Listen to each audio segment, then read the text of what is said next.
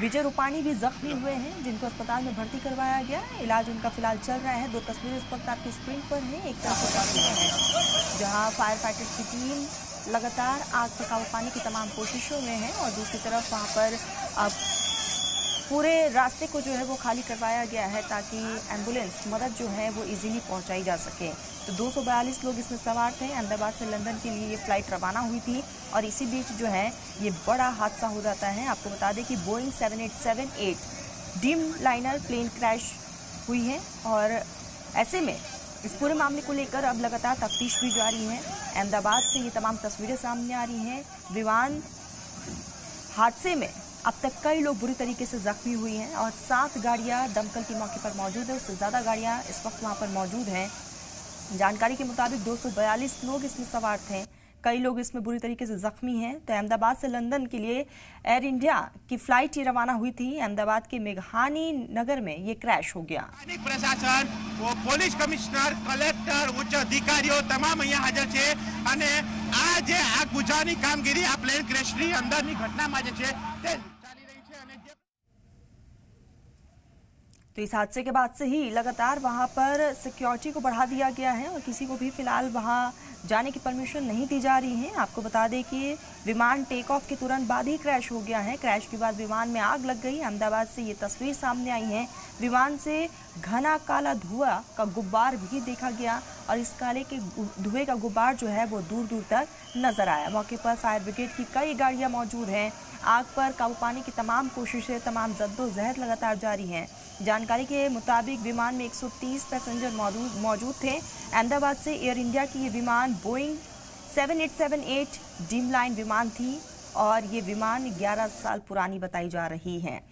तो इसके पीछे क्या कोई टेक्निकल इश्यू है या फिर कोई और वजह, ये अभी तक स्पष्ट नहीं हो पाई है। लेकिन ये तमाम तस्वीरें दिल को झकझोर देने वाली ये तस्वीरें हैं जहां इस बड़े हादसे में कई लोग बुरी तरीके से जख्मी हो गए हैं। आपको बताते चले कि रेस्क्यू ऑपरेशन लगातार वहां पर किया जा रहा है। एनडीआरएफ की टीम भी मौके पर पहुंच गई है। बीएसएफ की टीम भी मौके पर लगातार मौजूद है और रेस्क्यू का काम किया जा रहा है। ये विमान दिल्ली से अहमदाबाद पहुंचा था और यहां से लंदन के लिए ये विमान रवाना होने वाला था और इस दुखद घटना में, इस हादसे पर खुद गृह मंत्री अमित शाह की तरफ से भी रिएक्शन सामने आया है और गृह मंत्री अमित शाह ने मुख्यमंत्री भूपेंद्र पटेल से फ़ोन पर बातचीत की है। अहमदाबाद के पुलिस कमिश्नर से भी बातचीत हुई है और साथ ही साथ विमान हादसा को लेकर पूरी जानकारी हासिल की गई है। तो ये तस्वीरें इस वक्त आपकी स्क्रीन पर है। धुएं का गुब्बार अभी भी दूर तक नजर आ रहा है और आग पर काबू पाने की तमाम कोशिशें लगातार जारी हैं। आपको बताते चले कि एयर ट्रैफिक कंट्रोल के अनुसार ये विमान 13.39 पर रवाना हुई और ऐसे में इसके बाद विमान ने तुरंत जो है मैसेज दिया एटीसी को और इस मैसेज का मतलब यह है कि विमान में कुछ इमरजेंसी है। इसके बाद जब एटीसी ने विमान से संपर्क करने की कोशिश की तो कोई भी जवाब नहीं मिला। रनवे 23 से उड़ान भरने के तुरंत बाद विमान हवाई अड्डे की परिधि के बाहर जमीन पर जा गिरा।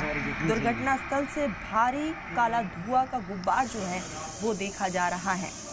आपको बता दें कि पायलट ने पूरी कोशिश की कि एयर ट्रैफिक कंट्रोल से बातचीत हो, लेकिन जैसे ही बातचीत हो उससे पहले ही ये बड़ा हादसा हो गया था जिसमें कई लोग बुरी तरीके से जख्मी हैं।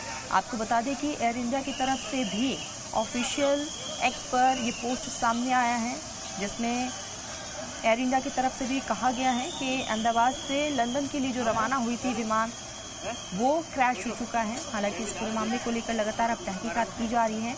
घटना के बाद से ही अहमदाबाद के आसपास के सभी अस्पतालों को अलर्ट पर रखा गया है। इमरजेंसी सेवाओं को एक्टिव कर दिया गया है।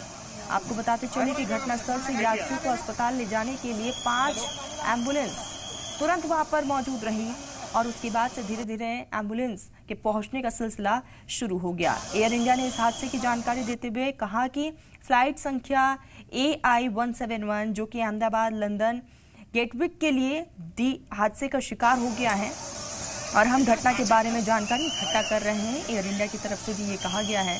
घटना से आई तस्वीरों में दिख रहा है कि विमान टेक ऑफ करने के बाद आसमान में जाता है। विमान को थोड़ा एलिवेशन मिलता है, यानी कि विमान थोड़ी ऊंचाई पर पहुंचता है, लेकिन इसके बाद विमान सीधे नीचे आता हुआ दिखाई देता है और कुछ ही सेकंड में विमान आग के गोले में तब्दील हो जाता है। काफ़ी दुखद ये पूरी घटना है और ऐसे में पायलट की तरफ से भी एयर ट्रैफिक कंट्रोल को सूचना दी गई थी और इस सूचना का मतलब यही होता है कि कुछ इमरजेंसी है फ़्लाइट के अंदर। अब बड़ी बात यही है कि क्या इसके अंदर कोई टेक्निकल इशू था, क्या वजह रही है, ये अभी तक स्पष्ट नहीं हो पाई है। लेकिन जानकारी के मुताबिक कहा यह जा रहा है कि ये विमान 11 साल पुरानी थी। तो क्या कोई टेक्निकल इशू या फिर क्या वजह, इसको लेकर अभी तक स्पष्ट नहीं है। लेकिन ये साफ है कि पायलट की तरफ से